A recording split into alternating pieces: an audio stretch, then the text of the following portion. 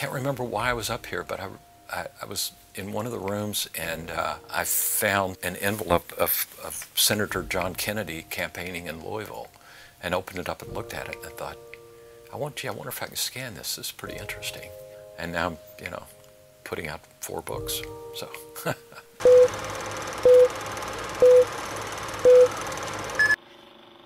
My alarm clock every morning was the thump of the paper up against the door in my home. I'd get up and I would open the paper up, and I'd always see great pictures in the Courier Journal. This is back in the late 50s, early 60s. And the one photographer that I really came to admire was Billy Davis, who at that time was director of photography, and he also flew the company airplane around the state and did all kind of wild, wacky pictures, but I mean wacky in a good way. When I started working here, the Courier Journal was one of the best newspapers in the country. I still think it's a very good newspaper. We had about 22 photographers, and again, they were some of the best photographers in the country.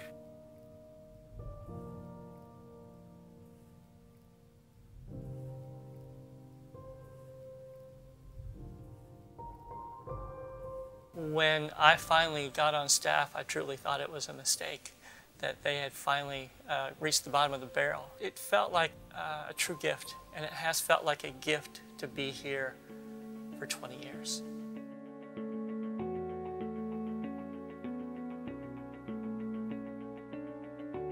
It was only about 5 years ago that I really started seriously looking through the archive again. A lot of it has been going back and sort of reacquainting myself with old friends, so to speak.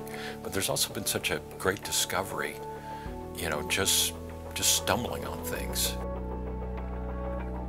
There was photographer Keith Williams, who's also retired from the Courier.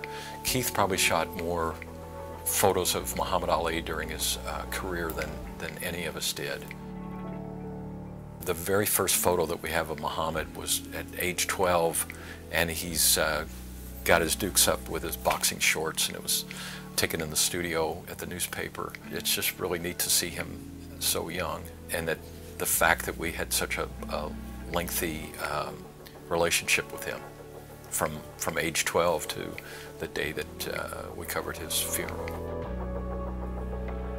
Part of our role in this job is, again, we're storytellers, and we get the privilege of being at big events all the time. And it's those moments that make a career. It's those moments that we're so fortunate to get to experience, but also share back with the people, the readers, and the viewers. I've been to several Triple Crown attempts and Belmont Stakes in my time at the Courier, and all of them ended in heartbreak. You'd see the horses almost getting it, and they would just die in the stretch. When that horse came down the stretch and it was still in the lead, I think there was a momentary stop.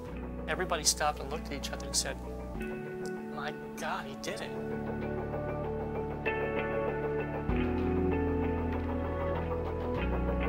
We always have fun covering the Kentucky Derby. I mean, it's a ton of work, but we have fun with it, and that keeps me coming back. I want to do 60, that's my goal.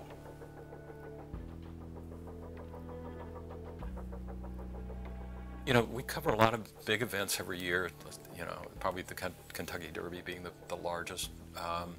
But, over the years, there have been a lot of big news events too, and the one that stands out the most to me would be the Carrollton bus crash. It happened a week after the Derby. So everybody's tired and worn out.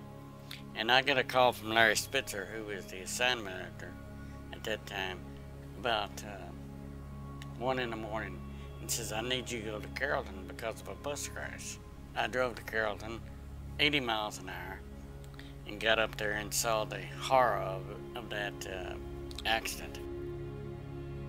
For every American Pharaoh photo, there's 100 small stories that really allow us to get into the lives of the people in our community.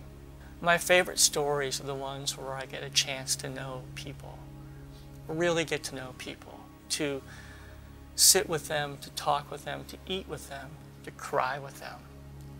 Those are the stories that I remember the most. And being a photographer here at the Courier Journal gives you the license to explore and to look around and to see what you don't see around you all the time. One of the things about photography is not only do you remember the photo, but a lot of times you'll remember how hard you worked to make a photo, and you'll think it's a great photo because you worked really hard at it, and they can fool you that way.